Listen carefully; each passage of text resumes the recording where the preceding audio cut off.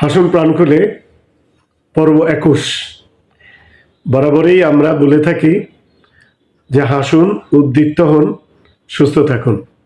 সুস্থ থাকতে, হার্টকে সুস্থ রাখতে এবং আপনার শরীরে হরমোনাল ব্যালেন্স করতে হাসির প্রয়োজন।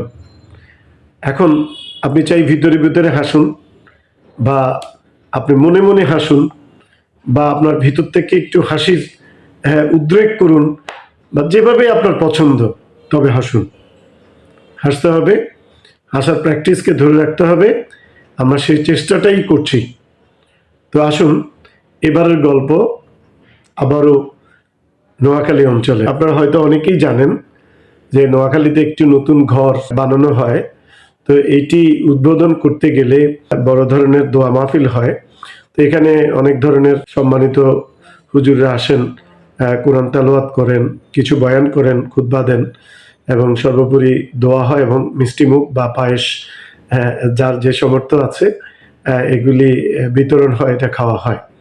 তো এমনই একটি প্রত্যন্ত অঞ্চলে নোয়াখালীতে একটা ঘর বানানো হয়েছে।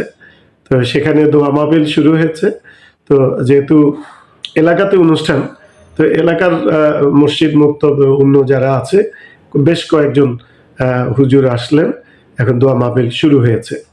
তো যেহেতু ওখানে আবার জুনিয়র সিনিয়রের বিষয় আছে, যে একজন বাড়ি বড় মাপের হুজুর, আবার মধ্য সারির হুজুর আছে, জুনিয়র আছে। তো যেহেতু বলবেন একটু কিছু কিছু ইসলামের কথাবার্তা বলবেন, তো এখন বড় হুজুর অনুমতি দিলেন যে ঠিক আছে, ওই যে ছোট হুজুর যিনি, আপনি বলেন। তো এখন ওই যে যে অনুষ্ঠানে পায়েস খাওয়ানো হবে।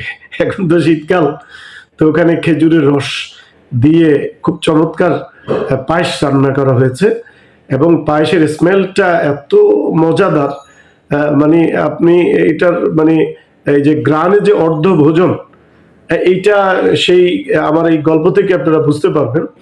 তো এখানে মাহফিল শুরু হয়েছে, আস্তে আস্তে যেহেতু প্রোগ্রাম শেষে পায়েস বিতরণ হবে, তো বড় বড় বলই করে বড় বড় যে আমাদের যে বড় পাত্রগুলো আছে, এগুলা করে এনে সামনে পায়েসগুলা সাজানো হচ্ছে, রাখতেছে যে অনুষ্ঠান শেষ হলে যেন আমরা এটা বিতরণ করতে পারি। তো এখন মানে গরম গরম নিয়ে এসছে, এখন ধোঁয়া উঠতেছে, গ্রান হচ্ছে, এত চমৎকার গ্রান। এখন কি ওয়াজ করবে আর কি করবে, মানে কখন খাবে। এটা হচ্ছে মনে মনে, মানে স্মেলটা এত মধুর, এত সুস্বাদের স্মেল, যে খাওয়ার কার আগে কে খেতে পারবে, এটাই মনে হচ্ছে যে একটা প্রতিযোগিতা। এখন ছোট হুজুরকে যখন বলা হলো যে আপনি বলেন একটু, তো বলতেছে যে আসলে এই যে আমরা যে আমলগুলা করি, আমলগুলা তো আমাদের হচ্ছে না, বা আমরা সঠিকভাবে ইসলামের রাস্তায় নাই। তো আমরা যে প্রতিদিনে পাপ করছি, এই পাপ সেই পাপ, কথাবার্তায়, কাজে, আমলে আমাদের ঠিক হচ্ছে না। এখন এই যে ঠিক হচ্ছে না, এই জন্য আমাদের আমলের কারণে এবং আমাদের কাজকর্মের কারণে এই যে কেয়ামত অতি সন্নিকটে, খুব আসন্ন কেয়ামত চলে আসবে। আর কেয়ামতের দিন কি হবে জানেন আপনারা সবাই? কেয়ামতের দিন পুরো পৃথিবীটা ভেঙে দুভাগ হয়ে যাবে। এভাবে আস্তে করে পায়েসের মধ্যে আঙ্গুলটা ঢুকিয়ে দিয়ে পায়েস নিয়ে উনি উনি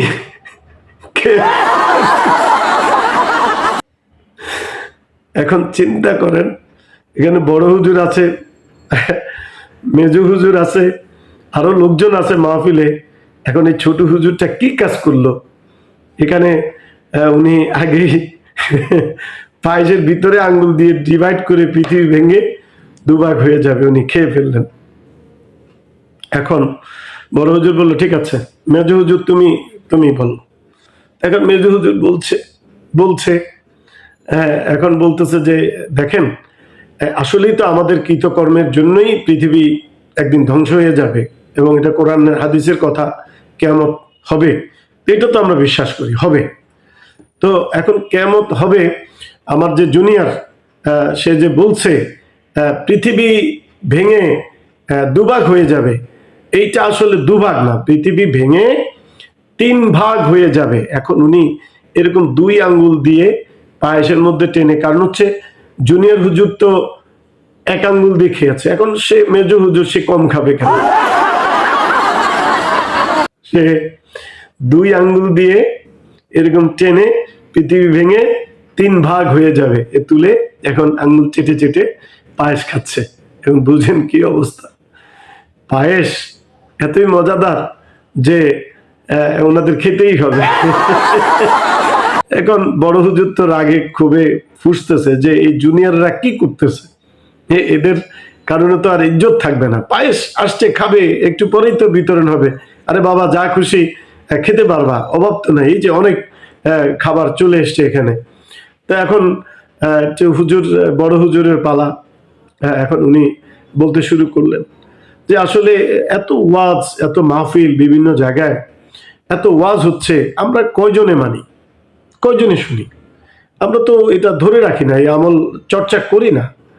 তো এই যে আমাদের যে ওয়াজ, এটা কি কাজে লাগতেছে? লাগতেছে না।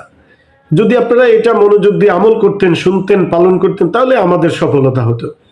আমরা বলি আপনারা শোনার জন্য শুনেন, আসেন, এরপর আপনারা এটা কেউ মানেন না।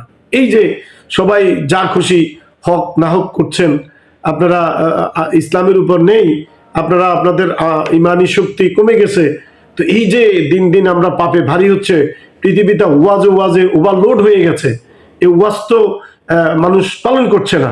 এই জন্য যে কিয়ামত আসতেছে, এই কিয়ামত একটা ভয়াবহ রূপে আসবে।